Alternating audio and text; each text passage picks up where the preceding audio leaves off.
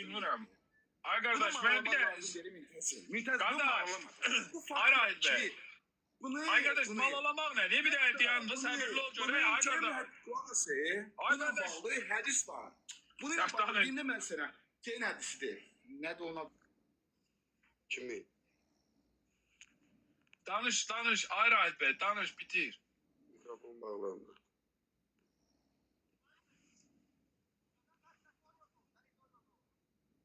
Rahid bəy, mikrofon Niyə bağlandı? Rahid bəy, danış, bitirəndən sonra xəbər ver, biz də danış. Yo, səsin bağlandı, avtomatik ona görə deyirəm.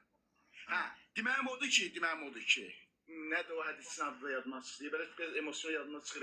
Hətta bununla bağlı hədisdə var ki, deyir ki, Peyğəmbər bir gün gəlir oğlunun evinə, həmin öz evə. Gəlir gör ki, ona arvadı hamamda içmən yerdə təsadüfən. Onun çılpaq görür. Ondan sonra xoş gəlir.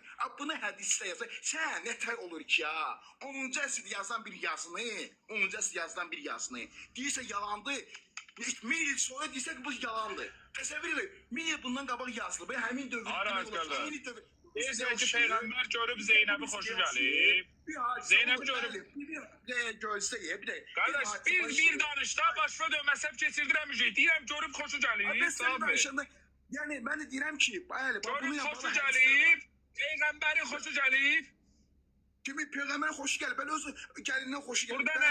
Bildim, başa düşdüm. Burada nə yazılı? Oxu. Bax, bir zaman Allah'ın nemət verdiyi və sənin də özünün nemət verdiyin kəsə Zeyd ibn Harisəyə zövcəni yanında saxla, Allah'tan qorx deyirdin. Düzdür? Aha, bəli. Xoşu gəlibsə niyə deyirdi boşanma? Axıra qədər oxu, axıra qədər. Xoşu gəlibsə niyə deyirdi boşanma? Yəni, axıra qədər oxu. Ay qardaş, bir dənə buna cavab verir, sırayla get. Axıra qədər oxu. Yəni, çoxma. Axıra qədər oxu, müntəzir. Axıra qədər oxu. Ay qardaş, deyirəm ki, Peyğəmbəri... Axıra qədər oxu. Ay, oxuyacam da bir də. Ay qardaş, bildirəm da. Hə, diyorum. Peyğəmbər Zeynəbdən xoşu gəlirdisə, niyə görə Zeydə dedi ki, boşama, yanında saxla? Cavab ver. Mən də deyirəm ki, axıra qədər oxu, sübut edəcəm, sənə xoş gəldiyini. Axıra qədər oxu. Ay qardaş. Deyirəm ki, bu sözə bir dənə açıqlama verin. Ay qardaş, buna cavab ver. Bir dənə buna cavab ver. Sonra bir şey. Bunun cavabı, bunun sonundadır ki, bu görüm ki, deyir ki, sən ürəyində bir də bu arası kontekstdən çıxardığı bir fikri, bir cümlə yox. Mən də oxuyuram. Deyəndə bir dənə mikrofon var, səbirli.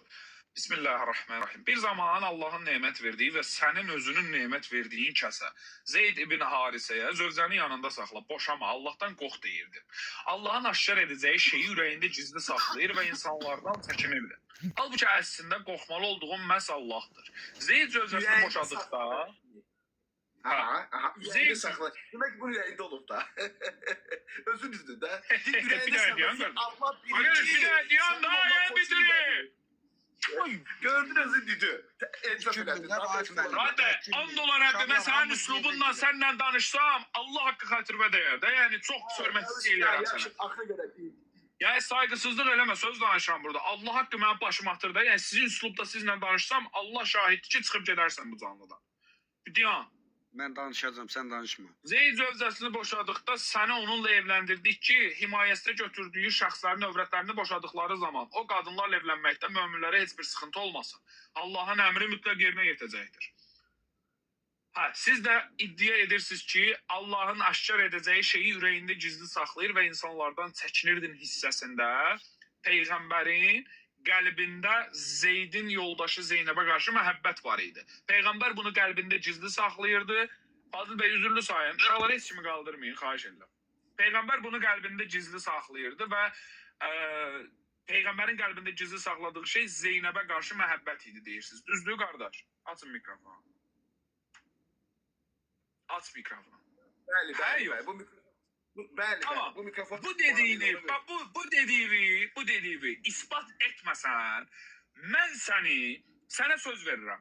And olsun aləmlərin Rəbbinə. Səni Azərbaycan, mənim Telegramda qrupum var, 140 minlik qrupdur. Sənin qardaş şəxsən İslam Peyğəmbərini təhqir etməklə məsuliyyətli şəxs kimi sən Azərbaycanı məşhur edirsən. Ya da bu dediğini ispat et. ya. Hədisi Qoy, qoy. qoy. İndi o telefonu, bir əldə telefon, tək telefonu girə bilmirəm də. Nədir o? Məndə planşet var, bax. Ha, Ya, qoy bir dənə yadıma salım. Qoy bir dənə yadıma salım. Yadımdan çıxdı yemə. Bir o şeydən deyim. Babək haqqında da olub fikirləri yeyim. Nədir onun adı? qardaş, xahiş edirəm. Lakonik mənbə. Yəni, Bu hədisi. bu hissədən elə bax o ürəyində saxladığı məsələsi var ha. Heç şey hədisə girmədən belə. O ürəyində saxladığı. Demək ki, bunun ürəyində bu hiss var. Demək ki, yox, heç qulaq as. Ay qardaş, ürəyində saxladığı o deyildi. Ürəyində saxladığı Allahın əmr etdiyi bu ayə idi. Onun da səbəbi buydu ki, Mən istəyirəm bu deyil. Ya. Mən istəyirəm bu deyil. Xeyr. ay qardaş, bu dediğini ispat etməsən, bax, aç mikrofonumu qardaş. Aç mikrofonumu, xahiş edirəm. Aç mikrofonu. Mən səni bağlamıyorum da. Bax, deyirsən ki, mən bunu dəlillə deyirəm. Bax, Şeyx Məkarim Şirazinin... Əsəb surəsinin təbərini təfsir. Ay qardaş, ay təbərri nədir? Deyirəm ki... Təbəri yaşayıb nə vaxt 1000 il bundan qabaq onun dövrünü daha Ay qardaş, ay qulaq as, ay qardaş. Ay rahit qardaş. Ay kişi, ay el oğlu. Ay qardaş, təbərini mən niyə açsam? Mən şiyəyəm, şiyəyə təbərini aç. Bu qədər manqolluq olmaz, elə manqol düz deyirəm. Ateistlər manqoldur. Qandığı bir dənə sivil yox. Bir dəqiqə. Sən necə yəni? Mən şiyə nədir? Müsəlman bir dənə müsəlmandır. Onun hədisi... Qardaş, ateist elə manqoldur. Mən ona görə deyirəm, manqol da ateistlər. Mən deyirəm ki, Qandığı bir dənə sivil yoxdur.